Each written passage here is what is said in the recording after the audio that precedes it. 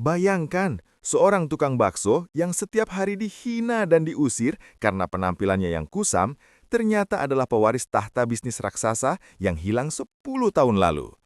Tragedi kecelakaan maut di masa lalu merenggut ingatannya. Namun takdir mempertemukannya kembali dengan sang kakak, seorang wanita milioner, lewat semangkuk bakso di pinggir jalan Jakarta. Saat rahasia besar di balik liontin usangnya terungkap, tangis haru pun pecah dan mengguncang publik. Simak kisah reuni paling emosional ini. Halo Sobat Story Nusantara, selamat datang kembali. Hari ini saya akan berbagi sebuah kisah yang penuh pelajaran tentang harga diri dan kesabaran. Sebelum kita masuk ke ceritanya, yuk dukung channel ini dengan cara klik tombol subscribe, like, dan aktifkan lonceng notifikasinya agar kalian tidak ketinggalan kisah-kisah inspiratif lainnya. Mari kita mulai ceritanya. Di bawah langit Jakarta yang selalu tampak berdebu, suara denting sendok yang beradu dengan mangkuk kaca menjadi irama harian bagi Dedi. Pria berusia 25 tahun itu adalah seorang penjual bakso gerobak keliling yang wajahnya selalu tampak teduh meski keringat bercucuran membasahi kaos kusamnya. Dedi bukan sekadar penjual bakso biasa. Di balik senyum ramahnya kepada setiap pelanggan, tersimpan sebuah kehampaan yang sangat besar di dalam hatinya. Ia tidak memiliki kenangan tentang masa kecilnya. Dunianya seolah baru dimulai 10 tahun yang lalu ketika ia terbangun di atas ranjang rumah sakit yang dingin dengan kepala terbalut perban tebal. Dedi masih ingat rasa sakit yang luar biasa saat itu. Namun yang lebih menyakitkan adalah kenyataan bahwa ia tidak mengenali siapapun di sekitarnya. Tidak ada orang tua yang menungguinya. Tidak ada saudara yang memeluknya. Polisi hanya memberitahunya bahwa ia ditemukan pingsan di pinggir jurang setelah sebuah mobil terjun bebas dan meledak hebat. Tanpa kartu identitas, tanpa ingatan, Dedi kecil akhirnya dirawat di sebuah panti asuhan sederhana di pinggiran kota. Di sanalah ia tumbuh menjadi sosok yang mandiri. Pemilik panti asuhan, yang ia panggil Abah, adalah sosok yang mengajarinya cara meracik bumbu bakso yang lezat hingga akhirnya Dedi mampu memiliki gerobaknya sendiri. Setiap malam sebelum tidur di kamar sempitnya, Dedi selalu memandangi satu-satunya benda yang tersisa dari masa lalunya. Sebuah liontin perak kecil yang sudah menghitam dimakan usia. Liontin itu tergantung di lehernya saat kecelakaan terjadi. Pada permukaan logamnya, terdapat ukiran huruf D dan A yang terjalin dengan sangat indah dikelilingi oleh pola ukiran bunga yang halus. Dedi sering bertanya-tanya, apakah D itu adalah namanya yang asli dan siapa sebenarnya A? Apakah itu nama ayahnya atau mungkin seorang kakak yang kini telah melupakannya? Dedi tidak pernah berani bermimpi untuk menjadi orang kaya. Baginya bisa makan cukup dan melihat senyum pelanggan setianya sudah lebih dari cukup. Namun, terkadang saat ia melihat mobil-mobil mewah melintas di depannya, ada kilatan ingatan yang muncul secara tiba-tiba. Suara tawa seorang wanita di dalam mobil yang nyaman, aroma parfum mahal yang menenangkan, dan rasa aman yang kini tak pernah ia rasakan lagi. Dedi tidak tahu bahwa takdir sedang menenun jalannya kembali menuju kebenaran. Di balik tas lusuhnya dan aroma kuah bakso yang ia bawa setiap hari, ia membawa identitas seorang putra mahkota yang hilang yang kepulangannya telah dinanti selama 1 dekade penuh. Siang itu, kawasan perkantoran Sudirman tampak sangat angkuh dengan gedung-gedung kaca yang menjulang tinggi mencakar langit. Matahari tepat berada di atas kepala, menciptakan fata morgana panas di atas aspal hitam. Dedi terus mendorong gerobak kayu miliknya yang berwarna biru cerah. Suara roda besinya berderit pelan di antara kebisingan klakson mobil mewah. Ia sengaja mangkal di dekat sebuah lobi butik eksklusif, berharap ada staf kantor atau sekedar pejalan kaki yang ingin mengganjal perut dengan semangkut bakso hangat buatannya. Di saat yang sama, sebuah mobil sedan hitam mengkilap dengan plat nomor khusus berhenti tepat di depan butik tersebut. Pintu mobil terbuka dan keluarlah sosok wanita yang memancarkan aura kekuasaan dan keanggunan. Ia adalah Ibu Karina, seorang milioner muda yang wajahnya sering menghiasi sampul majalah bisnis. Karina tampak sedang terburu-buru, tangannya sibuk memegang ponsel sambil memberikan instruksi tegas kepada asistennya. Namun langkah kakinya tiba-tiba terhenti. Bukan karena ada masalah bisnis, melainkan karena indera penciumannya menangkap aroma yang sangat akrab. Aroma kaldu sapi yang gurih bercampur dengan wangi bawang putih goreng dan seledri segar. Aroma itu seketika menghantam relung ingatannya, membawanya kembali ke masa kecil ketika ia sering jajan bakso di pinggir jalan bersama adik kesayangannya. Tanpa sadar, perutnya yang belum terisi sejak pagi keroncongan. Di tengah jadwal rapat yang padat, Karina memutuskan untuk melakukan sesuatu yang tidak biasa. Ia berjalan mendekati gerobak bakso Dedi. Dedi yang sedang merapikan mangkuk langsung sigap menyambut. "Bakso, Bu? Komplit atau polos?" tanya Dedi dengan logat Jawa yang sopan dan senyum tulus yang tidak berubah sejak 10 tahun lalu. Karina tertegun sejenak melihat senyum itu. Namun ia segera menepis perasaan aneh di hatinya. "Komplit satu, Mas. Makan di sini saja," jawab Karina singkat. Dedi mulai meracik. Tangannya yang cekatan memasukkan mie kuning, bihun, dan potongan seledri ke dalam mangkuk. Saat ia mengangkat centong besar untuk menyiramkan kuah kaldu yang mengepul panas, lengan baju kemeja batiknya yang sudah mulai robek di bagian siku tersingkap sedikit. Di sanalah, sebuah liontin perak yang tergantung di leher Dedi menjuntai keluar dan berkilat terkena pantulan sinar matahari siang itu. Mata Karina yang tajam menangkap kilatan logam tersebut. Ia memicingkan mata, jantungnya tiba-tiba berdegup kencang. Ia melihat ukiran huruf D dan A yang terjalin rumit pada liontin itu. Sebuah desain yang sangat ia kenali, karena ia sendiri yang memesannya ke pengrajin perak 10 tahun lalu, sebagai hadiah ulang tahun adiknya. Mangkuk bakso yang baru saja diserahkan Dedi hampir saja terlepas dari tangan Karina. Tangannya gemetar hebat dan matanya mulai berkaca-kaca saat ia menatap wajah Dedi lebih dalam. "Liontin itu? Mas, dari mana kamu mendapatkan liontin itu?" Dedi terdiam, bingung melihat reaksi wanita kaya di depannya yang tiba-tiba tampak sangat rapuh. Ia tidak tahu bahwa detik ini adalah awal dari runtuhnya tembok pemisah yang selama 10 tahun mengubur identitas aslinya. Suara bising klakson dan hiruk-pikuk Sudirman seolah menghilang dari pendengaran Karina. Dunianya kini hanya berpusat pada sepotong logam perak perhiasan yang menggantung di leher tukang bakso di hadapannya. Jantungnya berdegup begitu kencang, hingga ia merasa sesak napas. Dengan tangan yang gemetar hebat, Karina meletakkan mangkuk baksonya di atas meja kayu gerobak yang kusam. Tidak peduli lagi pada kuah yang sedikit tumpah mengenai tas mahalnya. "Liontin itu?" Karina mengulang kalimatnya. Suaranya kini serak karena air mata yang mulai membendung. "Boleh saya melihatnya lebih dekat?" Dedi tampak kebingungan, sekaligus merasa sungkan. Ia tidak mengerti mengapa wanita seanggun ini terlihat begitu terguncang, hanya karena melihat perhiasan usangnya yang sudah menghitam. Ini, ini benda satu-satunya yang saya punya sejak kecelakaan 10 tahun lalu, Bu." Jawab Dedi pelan sambil meraih liontin itu dan menyerahkannya kepada Karina. Begitu jemari Karina menyentuh permukaan perak yang dingin itu, ia langsung membalikan liontin tersebut. Di bagian belakang, terdapat ukiran tanggal kecil, 12/07/2015. Itu adalah tanggal ulang tahun adiknya, Anton. Pertahanan Karina runtuh seketika. Air mata yang sejak tadi ditahannya jatuh membasahi liontin itu. Namun, ia butuh bukti satu lagi, sesuatu yang tidak bisa dipalsukan oleh siapapun. "Mas, bolehkah saya melihat pergelangan tangan kiri Anda?" pinta Karina dengan suara yang nyaris berbisik karena isak tangis. Dedi, yang mulai merasakan getaran aneh di dalam hatinya, seperti sebuah ingatan yang mencoba mendobrak pintu tertutup di otaknya, perlahan menyingsingkan lengan bajunya. Di sana, di dekat pergelangan tangan, terdapat sebuah bekas luka berbentuk bulan sabit yang samar namun permanen. Bekas luka akibat terkena pinggiran meja kaca saat mereka bermain petak umpet sewaktu kecil. "Anton?" Karina menjerit kecil, suaranya pecah menjadi tangisan histeris. Ia tidak peduli lagi pada tatapan heran orang-orang di sekitar lobi gedung. Ia tidak peduli pada asistennya yang panik.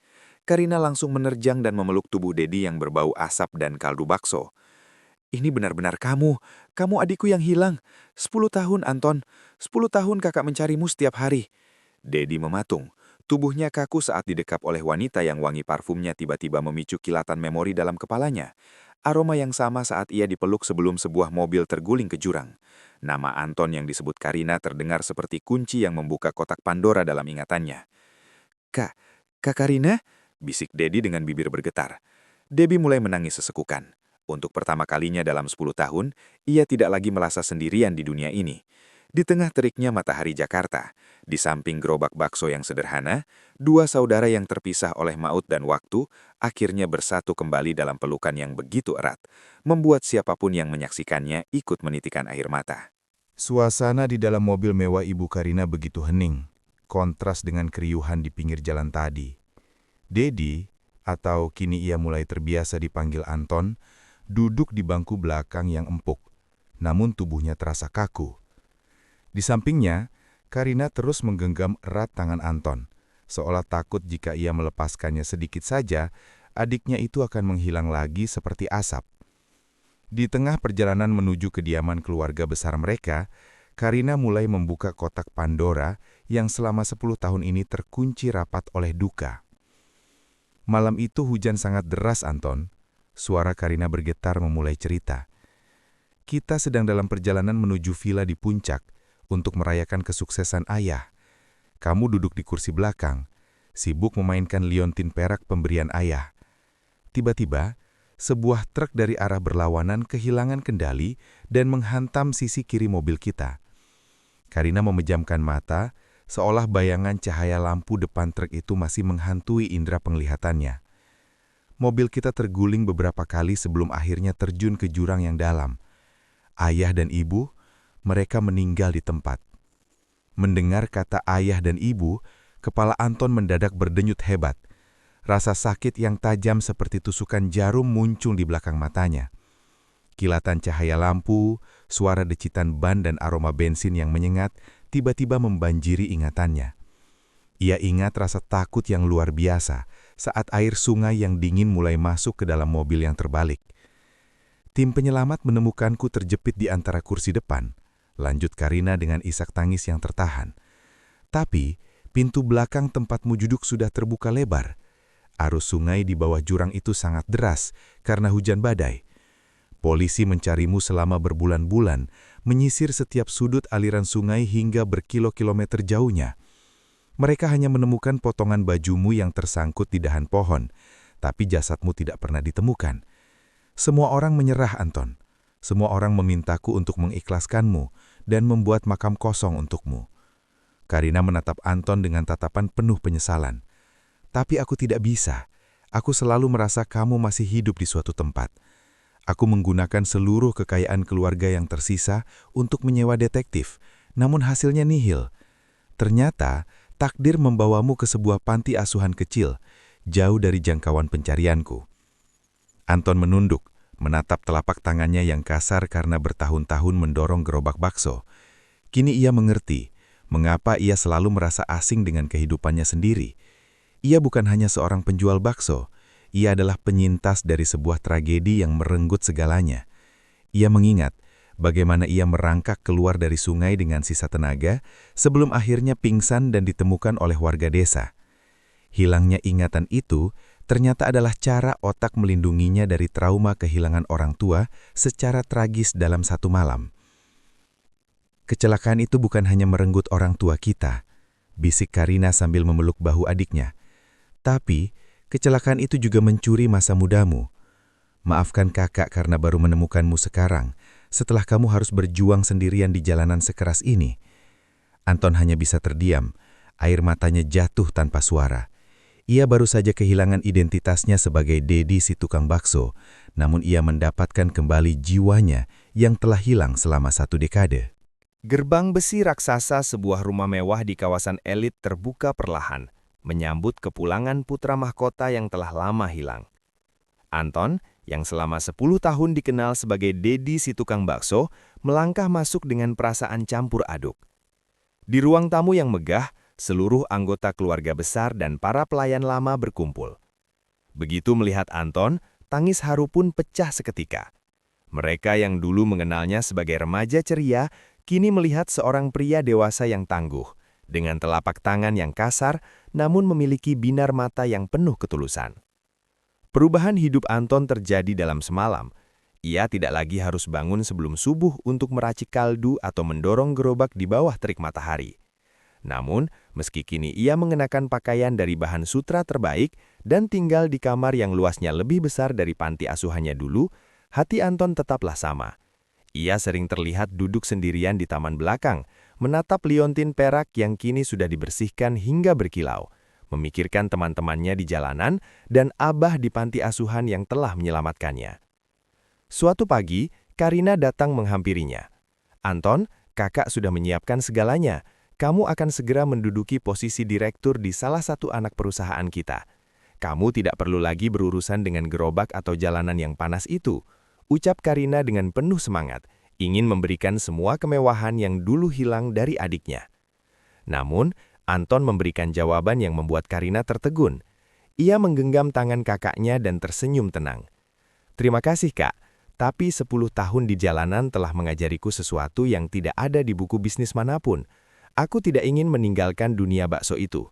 Bakso itulah yang memberiku makan saat aku tak punya siapa-siapa. Bakso itulah yang membuat kakak menemukanku." Anton kemudian mengungkapkan impian barunya. Ia tidak ingin menjadi direktur di balik meja kaca yang dingin. Sebaliknya, ia menggunakan sebagian kekayaan warisannya untuk membangun sebuah yayasan yang ia beri nama Rumah Bakso Harapan. Ini bukan sekedar restoran mewah, melainkan sebuah pusat pelatihan kuliner bagi anak-anak panti asuhan dan kaum duafa. Anton ingin mereka memiliki keahlian agar bisa mandiri, seperti dirinya dulu.